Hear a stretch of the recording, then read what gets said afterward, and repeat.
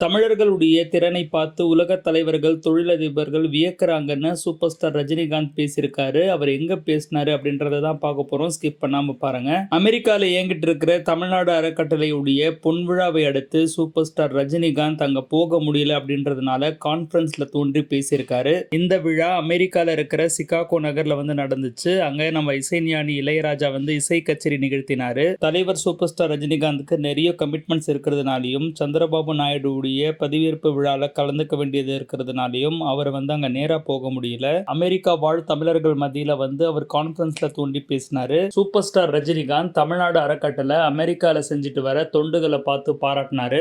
India கண்டிப்பா 2047க்குள்ள உலக வல்லரசு ஆகும் அப்படின்னு சொல்லிய சூப்பர் ஸ்டார் இந்தியாவில் இருக்கிற தலை சிறந்த தலைவர்கள் இருந்து தொழிலதிபர்கள் வரைக்கும் தமிழர்களுடைய திறனை பார்த்து வியக்குறாங்கன்னு சூப்பர் ஸ்டார் ரஜினிகாந்த் பாராட்டு தெரிவிச்சாரு. மிகப்பெரிய பிசினஸ் மேன்ஸ் மற்றும் தலைவர்களுடைய பிஏஸ் எல்லாம் பார்த்தீங்கன்னா தமிழர்களா இருப்பாங்க. 75% கிட்டத்தட்ட அந்த மாதிரி இருப்பாங்க.